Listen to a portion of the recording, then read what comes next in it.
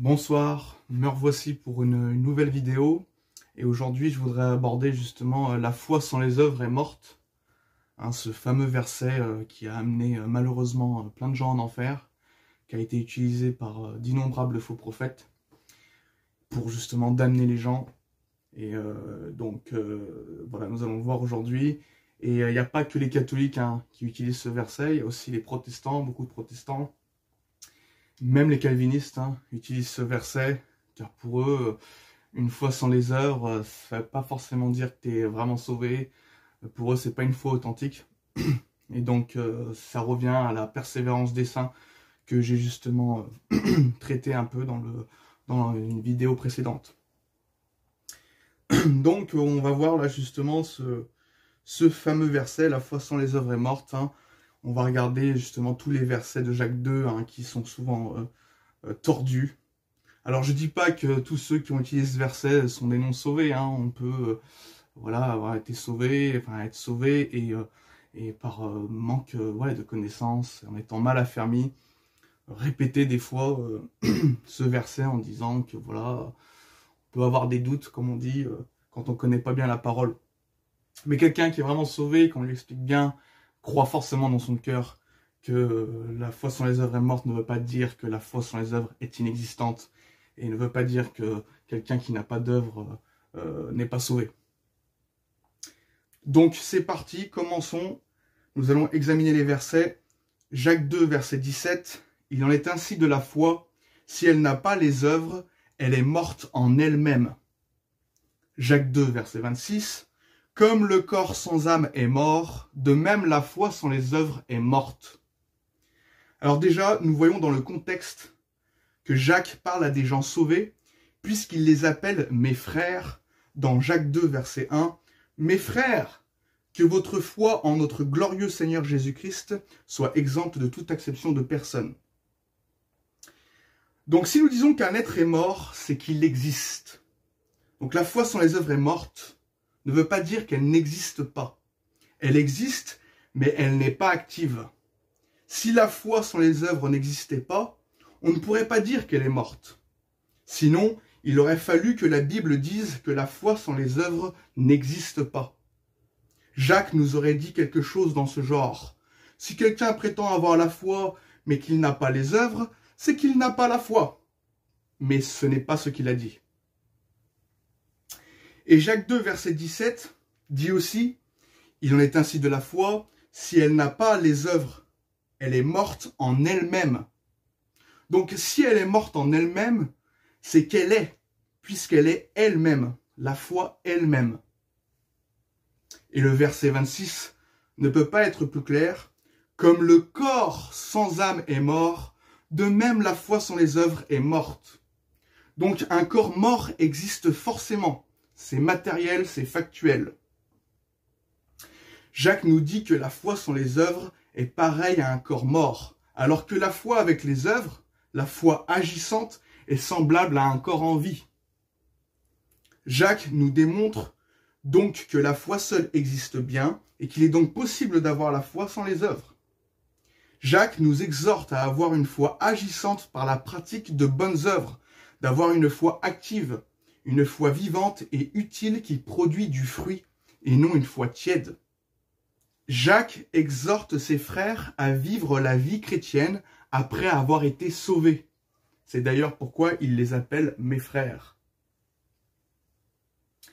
Voyons maintenant Jacques 2, verset 14. « Mes frères, que sert-il à quelqu'un de dire qu'il a la foi s'il n'a pas les œuvres? La foi peut-elle le sauver ?» Alors lorsque nous prenons ce fameux verset hors de son contexte, il semblerait que la foi sans les œuvres ne peut pas sauver l'âme du croyant, le sauver de l'enfer. Tout d'abord, nous savons que Dieu ne se contredit pas. La Bible ne peut pas enseigner le salut seulement par la foi seule, sans les œuvres de la loi, et en même temps enseigner que les œuvres seraient requises pour le salut. Car il y a des tonnes de versets explicites et fondamentaux démontrant que le salut est donné par grâce au moyen de la foi seule. Maintenant, pour comprendre Jacques 2,14, la foi peut-elle le sauver? regardons quelques versets précédents. Jacques 2, verset 1.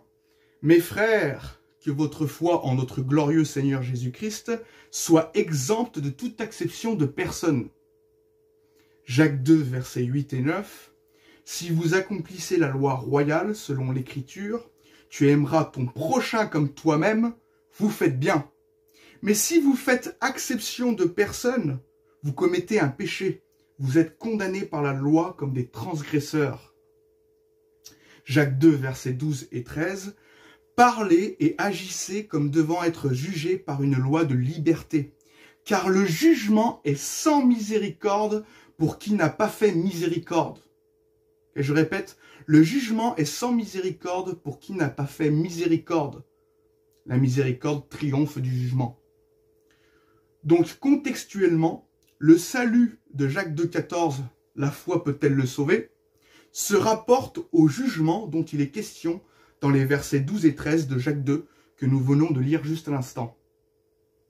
Donc, si en tant que croyant, je fais exception de personnes, par exemple de personnes riches, dont je pourrais porter plus d'intérêt personnel et que je leur montrerai injustement plus d'attention et de clémence, mais qu'à contrario, je me mets à mépriser les personnes avec qui j'aurai un faible intérêt, par exemple les plus pauvres, et que je ne leur montrerai aucune pitié, alors Dieu me jugerait et me châtierait.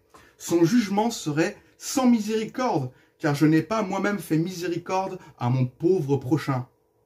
Je n'échapperai donc point à son jugement, je ne pourrais échapper à son jugement, je ne pourrais me sauver de son châtiment.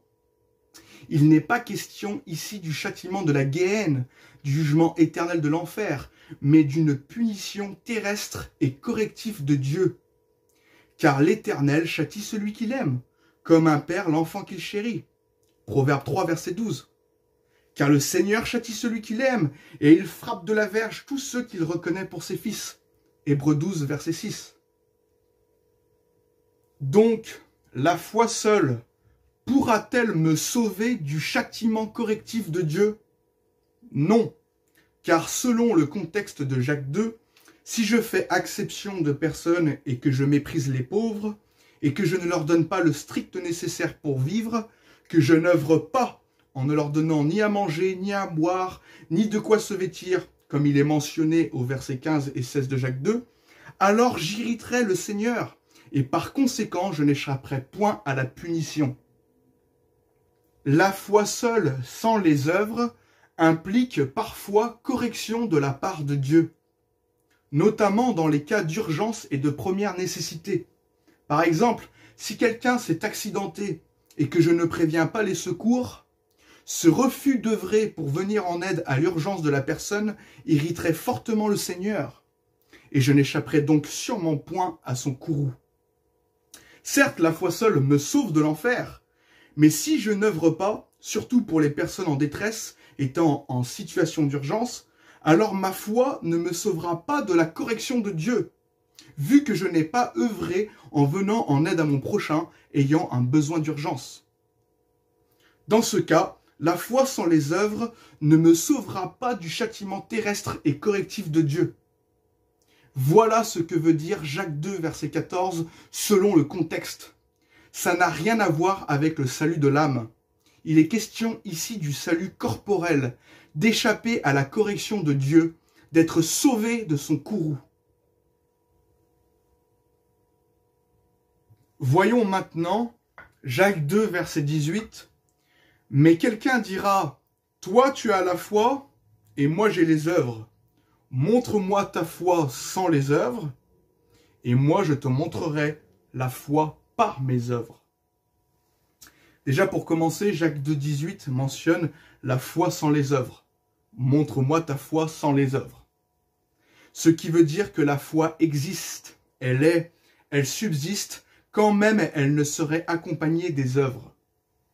Ce qui veut dire que l'interlocuteur, ce fameux quelqu'un qui dit, conçoit que la foi sans les œuvres est possible et qu'elle demeure quand même la foi, seulement elle n'est pas visible aux hommes si elle n'est pas accompagnée d'œuvres.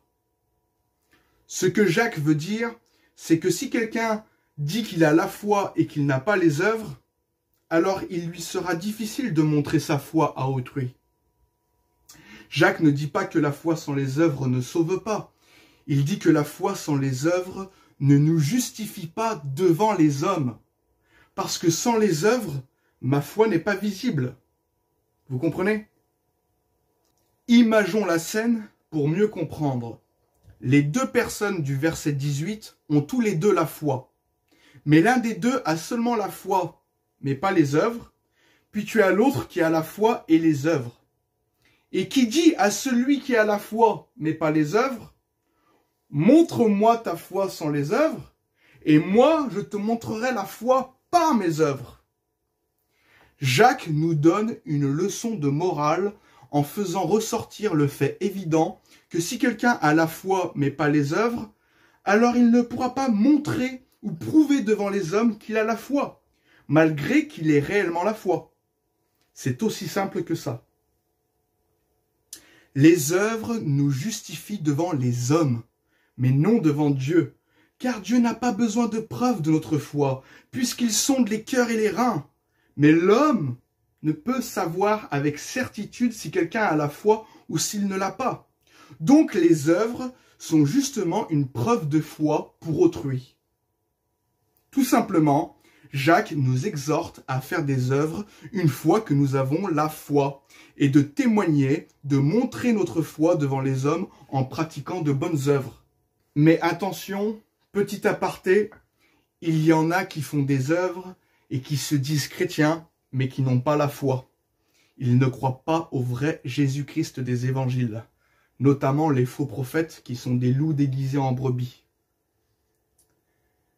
Donc voilà, on revient sur le sujet. On ne peut être certain de la foi de son prochain s'il l'a ou pas. Mais s'il confesse de sa bouche qu'il croit au Seigneur Jésus-Christ et qu'en plus il fait des œuvres, cela nous réconforte davantage qu'il a la foi. Mais les œuvres ne déterminent pas forcément qu'il ait vraiment la foi. Car il existe des non-sauvés, feignant de faire des bonnes œuvres, et il y a aussi des sauvés ne faisant pas d'œuvres. Nous devons donc les croire sur leur confession de foi. Mais voilà, Jacques nous exhorte, une fois sauvés, à faire des œuvres pour être agréables et utiles à Dieu et aux frères.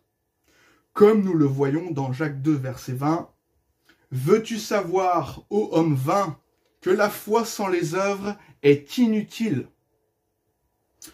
Encore une fois, une foi morte s'apparente à une foi inutile. Une foi sans les œuvres est une foi inutile aux hommes. Inutile pour les hommes, si je ne fais pas de bonnes œuvres à leur égard. C'est dans ce sens-là qu'elle est inutile.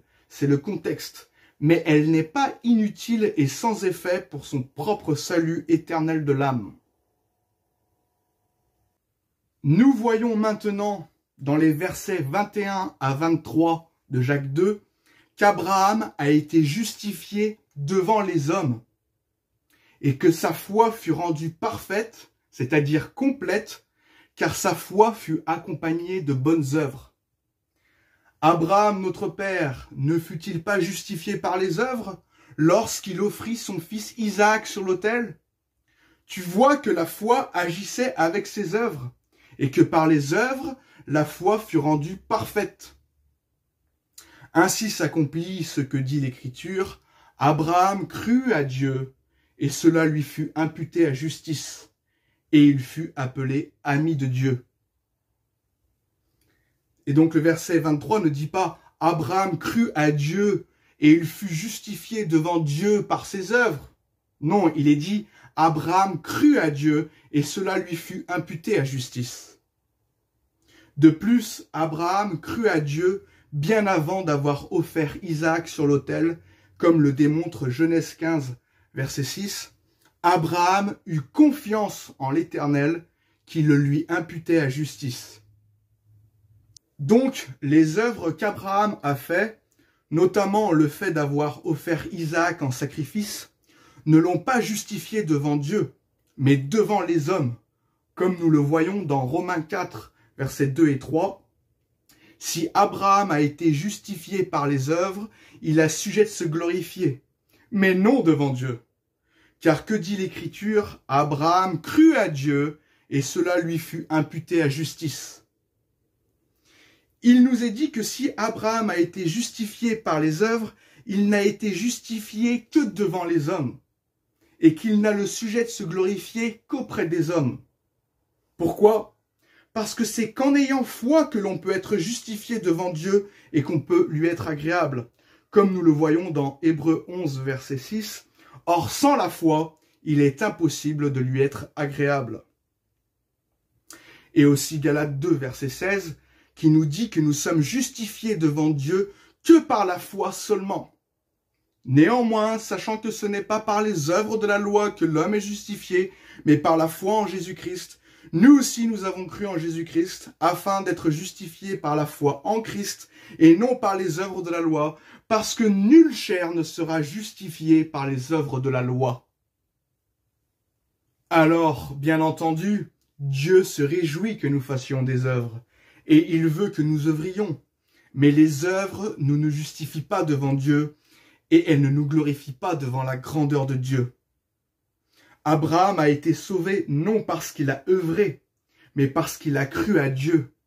Et qu'en plus de cela, il a aussi été béni parce qu'il a parfait sa foi en l'agrémentant de bonnes œuvres. La foi seule sauve, mais elle n'est pas parfaite, c'est-à-dire qu'elle n'est pas complète, si je n'œuvre pas en conséquence. Tout simplement, si je n'œuvre pas, c'est moins bien, mais je reste quand même sauvé. Voyons maintenant le verset 24. Vous voyez que l'homme est justifié par les œuvres et non par la foi seulement. Donc en fait, c'est comme pour le verset 21. Abraham fut justifié devant les hommes, pas par la foi seulement, mais par la foi plus les œuvres, avec la foi agissante et non par la foi morte. C'est une grande preuve de foi lorsqu'il a œuvré en s'apprêtant de sacrifier son fils unique Isaac. Cela a servi de témoignage auprès de ses descendants qu'il est bien le père de la postérité promise et que cette œuvre de foi symbolisait, préfigurait le sacrifice de Christ, etc. Au verset 23, Abraham est appelé l'ami de Dieu. Ainsi s'accomplit ce que dit l'Écriture. Abraham crut à Dieu, et cela lui fut imputé à justice, et il fut appelé ami de Dieu. Donc, il fut appelé ami de Dieu, et cela à cause des œuvres qu'il a faites. Jésus nous le dit aussi, que si nous gardons ses commandements, il nous appelle ses amis. Nous sommes les enfants de Dieu seulement par la foi seule, mais si en plus de cela, nous œuvrons, alors nous pouvons devenir son ami, son disciple. Voyez Jean 15, verset 14. « Vous êtes mes amis, si vous faites ce que je vous commande. » Au verset 25, Rahab aussi fut justifiée devant les hommes à cause de ses œuvres, car elle prouva sa foi en Dieu auprès des messagers lorsqu'elle les reçut et qu'elle les fit partir par un autre chemin. Rahab la prostituée ne fut-elle pas également justifiée par les œuvres lorsqu'elle reçut les messagers et qu'elle les fit partir par un autre chemin? Maintenant, pour conclure, voyons Jacques 2, verset 19. « Tu crois qu'il y a un seul Dieu, tu fais bien, les démons le croient aussi, et ils tremblent. » Alors ce verset est souvent utilisé par les faux prophètes pour dire que croire ne suffit pas pour être sauvé. Alors que si. Primo, le mot croire peut avoir une définition différente selon le contexte. Il peut se définir par tenir quelque chose pour vrai, dans le sens de savoir. Je peux croire dans le sens de savoir que Dieu existe, mais sans me confier en lui. Je ne crois donc pas dans le sens de mettre ma confiance en lui. Je ne l'accepte pas. Je ne veux pas le recevoir, car croire pour être sauvé, c'est mettre sa confiance. Les démons, tout comme les réprouvés, croient dans le sens de savoir que Dieu existe, mais il est impossible pour eux de croire dans le sens de se confier en lui afin d'être sauvés. Petit exemple, je crois que la police est, dans le sens que je sais que la police existe, mais je ne me fie pas à eux. Je ne mets pas ma confiance en leur justice. Je ne mets pas ma confiance en eux. Voilà, il y a des gens qui savent que Dieu est vrai, qu'il existe, que Jésus-Christ est le Fils unique de Dieu, etc. Mais ils ne mettent pas leur confiance en lui. Ils ne croient donc point. Secondo, et croire qu'il n'y a qu'un seul Dieu ne sauve pas. Beaucoup de fausses religions croient qu'il n'y a qu'un seul Dieu, comme la religion musulmane, qui ne sauve pas pour autant. Parce que croire en l'islam, c'est croire à un faux Dieu. C'est croire en Jésus-Christ qui sauve. C'est croire au vrai Dieu que de croire que Jésus-Christ est le Fils unique de Dieu. Les démons croient qu'il n'y a qu'un seul Dieu, mais ils ne peuvent pas être sauvés, car ils sont déjà condamnés, et qu'alors il ne leur est pas permis de mettre leur confiance en Jésus-Christ pour être sauvés. Il leur en est impossible. Jacques dit donc que les démons croient qu'il n'y a qu'un seul Dieu, mais il précise qu'ils tremblent, que ça ne peut pas les sauver, car ce n'est pas croire qu'il n'y a qu'un seul Dieu qui sauve, mais c'est de croire qu'il y a un seul Dieu et que c'est par Jésus-Christ, le Fils unique de Dieu, que nous parvenons au salut. En fait, Jacques fait un rapprochement sur le fait que les démons qui ne peuvent pas être sauvés, puisqu'étant déjà condamnés, ils ne peuvent donc croire dans le sens de mettre leur confiance en Jésus-Christ, peuvent cependant croire qu'il n'y a qu'un seul Dieu, dans le sens de savoir qu'il n'y a qu'un seul Dieu. Les Juifs se vantaient de croire en un seul Dieu, et non comme les païens en plusieurs dieux. Mais Jacques met bien en garde ses frères que cela ne suffit pas pour être sauvés, et que même les démons le croient aussi. Si donc les démons le croient aussi et qu'ils sont pour autant condamnés, d'autant plus les hommes. Croire qu'il y a un seul Dieu ne sera pas suffisant pour leur salut. Voyons, et ils tremblent. Les démons croient qu'il n'y a qu'un seul Dieu et ils tremblent. Pourquoi? Parce que ça ne leur est d'aucune utilité. Ça ne peut les justifier et les sauver. Ils sont condamnés. Alors, maintenant, essayons de comprendre pourquoi ce verset intervient en plein milieu de Jacques 2. Quel rapport y a-t-il avec les œuvres? Je pense que Jacques fait une sorte de comparaison métaphorique pour faire comprendre à ses lecteurs que de croire qu'il n'y a qu'un seul Dieu ne les sauvera pas, que cela ne leur sera d'aucune utilité pour leur salut, autant que la foi sans les œuvres ne leur sera d'aucune utilité pour venir en aide à leur prochain. C'est le contexte lorsque nous regardons le verset qui suit, le verset 20. Il est question d'être utile à Dieu et aux hommes. Veux-tu savoir, ô homme vain, que la foi sans les œuvres est inutile? Et que nous devons justement trembler, le servir avec crainte et tremblement. Ce n'est pas parce que nous sommes sauvés par grâce que nous devons nous reposer sur nos lauriers. Mais craignons et soucions-nous de faire des œuvres utiles de peur d'être désapprouvés devant Dieu. Quoi qu'il en soit, nous demeurons toujours sauvés. Mais il est quand même mieux d'être bénis en plus en étant agréable à Dieu par la pratique de bonnes œuvres. Voilà, il me semble que j'ai couvert tous les versets de Jacques 2 qui sont souvent tordus et utilisés à tort contre la doctrine fondamentale du salut par la foi seule. N'hésitez donc pas à partager cette vidéo à ceux qui sont troublés par Jacques 2. Voilà, que Dieu vous bénisse. À une prochaine vidéo.